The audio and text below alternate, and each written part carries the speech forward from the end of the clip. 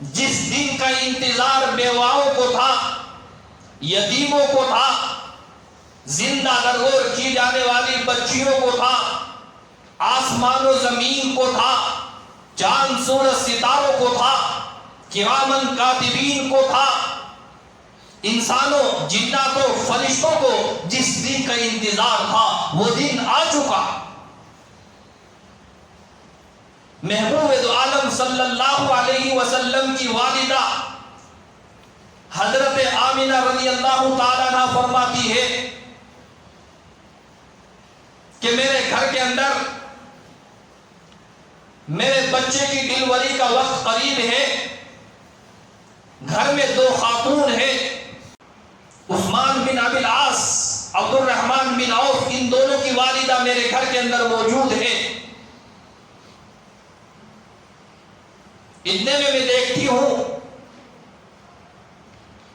کہ عورتوں کی ایک جماعت میرے گھر کے اندر داخل ہوتی ہے، ان سے پوچھا جاتا ہے تم کون ہو؟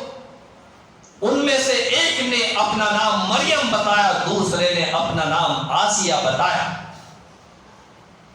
گویا اللہ کے محبوب کی ڈلیوری کے لیے اللہ تعالیٰ نے اعلیٰ، افضل اور پاکیزہ جماعت کا ایک قافلہ آسمان سے بھیجا، جس قافلے کا سربراہ مریم اور آسیہ، ایک پیغمبر کو جنم دینے والی اور دوسری پیغمبر کی تربیت اور پرورش کرنے والی خاتون ہے۔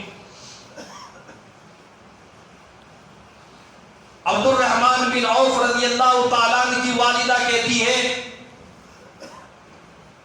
جس دن اللہ کے پیغمبر دنیا کے اندر آنے والے تھے، ڈلیوری کا وقت قریب ہے، اللہ کے پیغمبر کے گھر میں غریبی کا یہ عالم تھا کہ چراغ جلانے کے لیے تیل نہیں تھا۔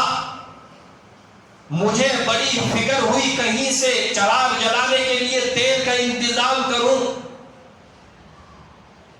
اتنے میں ڈلیوری کی بشارت ملی کہ بچہ پیدا ہو گیا۔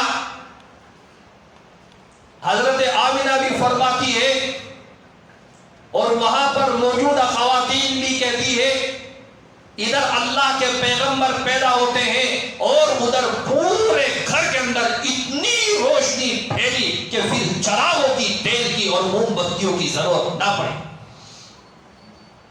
اللہ کے پیغمبر جہاں جاتے تھے وہاں نور ہی نور اور روشنی ہی روشنی ہو جایا کرتی تھی۔ بے پناہ حسن و جمال اللہ رب العزت نے اپنے پیغمبر کو عطا فرمایا تھا۔ اما عائشہ رضی اللہ تعالیٰ عنہ کبھی تو کہتی تھی کہ لوگوں، تمہاری رات کے بعد تمہارا سورج نکلتا ہے، جس کی روشنی میں تم اپنی ڈیوٹیوں پر جاتے ہیں، اپنی بزنسوں کے لیے نکلتے ہیں، اپنے گھروں سے باہر نکلتے ہیں۔ تمہارا سورج صبح میں نکلتا ہے، لیکن میرا سورج تو عشاء کے بعد نکلتا ہے، جب میرے محبوب میرے گھر میں تشریف لاتے ہیں اور میرا پورا گھر منور ہو جاتا ہے۔ اما عائشہ رضی اللہ تعالیٰ عنہ کبھی تو کہتی تھی کہ مصر کی عورتوں نے حضرت یوسف علیہ السلام کے چہرے کو دیکھ کر اپنی انگلیوں کو کاٹ لیا تھا، لیکن اگر وہ میرے محبوب دو عالم صلی اللہ علیہ وسلم کے چہرے کو دیکھ لیتی، اپنی انگلیوں کے بجائے اپنے دلوں کو کاٹ لیتی۔ کیا حسن ہوگا، کیا جمال ہوگا، کیا خوبصورتی ہوگی، کیا چمک دمک اللہ کے محبوب کے چہرے کو ہوگی، آپ اندازہ لگانا۔ اما عائشہ صدیقہ رضی اللہ تعالیٰ عنہ فرماتی ہے کہ ایک مرتبہ کا واقعہ ہے کہ میرے گھر میں چراغ جلا ہوا ہے، چراغ کی روشنی میں ایک کپڑا سل رہی تھی، سوئی میرے ہاتھ میں تھی، ایک چراغ کا جھونکا آتا ہے، ایک ہوا کا جھونکا آتا ہے، اور ہوا کے جھونکے کی وجہ سے میرا چراغ گل ہو گیا، میرا چراغ بجھ گیا، ہاتھ میں جو سوئی تھی وہ نیچے گر گئی، میں بڑی پریشان تھی۔ اپنی سوئی کو تلاش کر رہی تھی لیکن سوئی نہ ملی. پورے گھر کے اندر تاریکی ہے, اندھیرا چھایا ہوا ہے, چراغ بجھ گیا ہے, ہاتھ کی سوئی نیچے گر گئی ہے, میں پریشانی کے عالم میں ہوں, سوئی کو تلاش کر رہی ہوں, نہیں مل رہی. اتنے میں میرے محبوب جناب محمد الرسول اللہ صلی اللہ علیہ وسلم تشریف لے آئے اور آ کر پوچھا, اے عائشہ کیا بات ہے, کیوں پریشان ہو, کیا ہوا؟ اما عائشہ صدیقہ رضی اللہ تعالی عنہ فرماتی ہے, میرے محبوب چراغ کی روشنی میں سوئی کے ذریعے سے کپڑا سل رہی تھی, ہوا کا ایک جھونکا آیا اور میرے چراغ کو غل کر گیا. ہاتھ میں جو سوئی تھی ڈر اور گھبراہٹ میں وہ بھی نیچے گر گئی. اتنا سننا تھا, اللہ کے محبوب دو عالم جناب محمد الرسول اللہ صلی اللہ علیہ وسلم مسکرا دیتے ہیں. اما عائشہ رضی اللہ تعالی عنہ شہادت دیتی ہے, آپ جیسے ہی مسکراتے ہیں میرے گھر کے اندر اتنا نور پھیل گیا, اتنی روشنی پھیل گئی کہ پورا گھر منور ہو گیا.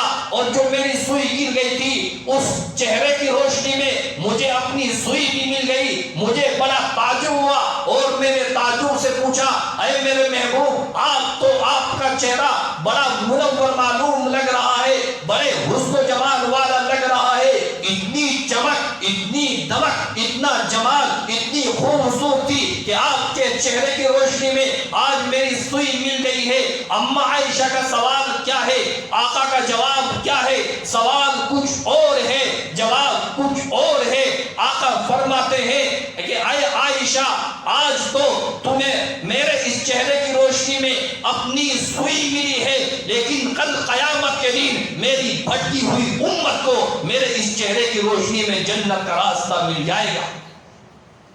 کہ کل قیامت کے دن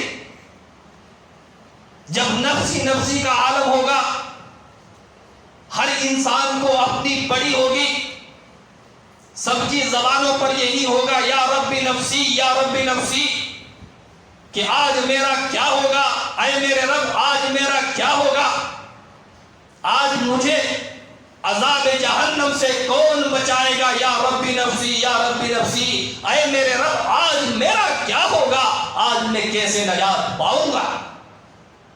ہر انسان کی زبان پر یہی لفظ ہوگا, یہاں تک کہ اللہ کے جلیل القدر انبیاء علیہم السلام 1,24,000 کم و بیش, ان کی زبانوں پر بھی یہی ہوگا, یا رب نفسی, یا رب نفسی.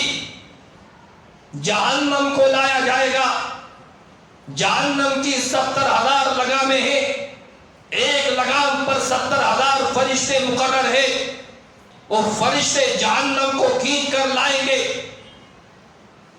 تمام انسانیت یہاں تک کہ انبیاء علیہ السلام بھی جہنم کی ہولناکی خوفناکی کو دیکھ کر سجدے کے اندر گر پڑیں گے. ہر انسان پسینے کے اندر ڈوبے ہوا ہوگا, کوئی انسان ٹخنوں تک, کوئی اپنے گھٹنوں تک, کوئی اپنی ناف تک, کوئی اپنی گردن تک, کوئی پورا کا پورا ڈوبا ہوا ہوگا. ہر انسان اپنے گناہوں کی بقدر پسینے کے اندر مبتلا ہوگا. قبروں سے اٹھیں گے, تمام لوگ مرد ہوں عورتیں ہوں, سب کے سب قبروں سے ننگے اٹھیں گے. نہ انسانوں کے بدن پر کپڑا ہوگا, نہ مردوں کے بدن پر, نہ خواتین کے بدن پر, تمام کے تمام قیامت کے دن ننگے ہوں گے. اما عائشہ صدیقہ رضی اللہ تعالیٰ عنہ فرماتی ہیں, اے میرے محبوب مرد بھی ننگے ہوں گے, خواتین بھی ننگیاں ہوں گی. اس وقت مرد عورتوں کو دیکھیں گے, عورتیں مردوں کی شرمگاہوں کو دیکھیں گی, کتنی شرم لگے گی, کتنی حیا آئے گی. آقا فرماتے ہیں اے میری عائشہ قیامت کے دن اتنا ہولناک ہوگا, اتنا خوفناک ہوگا, اتنا بھیانک ہوگا, اللہ کی قسم ایک دوسرے کی طرف دیکھنے کی فرصت کہاں ہوگی.